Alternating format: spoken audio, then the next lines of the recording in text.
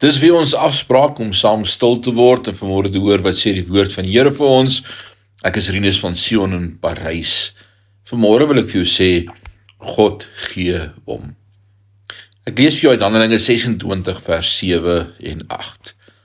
Ons 12 stamme dien God nougeset dag en nag, juis omdat hulle die hoop het, dat hy sal doen wat hy beloof het.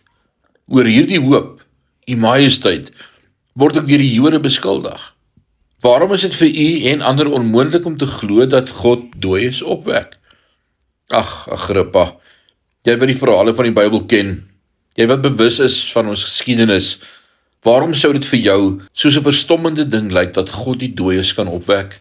Paulus gevra, verwysend na die opstanding van Jesus Christus. Dieselfde vraag kan vandag gevra word. Mense sukkel met wonderwerke, omdat hulle nie die krag en die werklikheid van God begryp nie. Jy sien, die moeilikheidsgraad van 'n taak kan slegs bepaal word, wanneer dit gemeet word aan die agent wat dit probeer volbring. Die meeste van ons twyfel nie aan die krag van God fisies nie.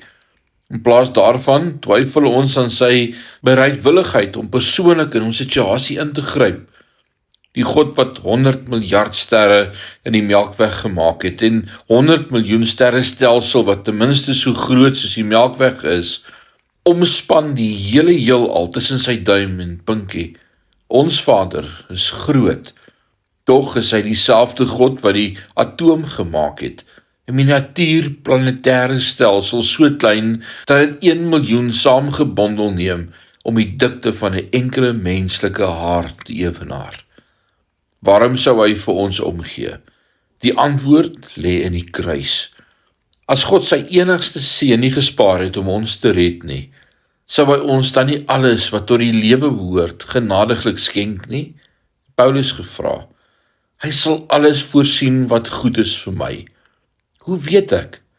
Want hy het my reeds die allerbeste gegee, toe hy my sy seun gegee het.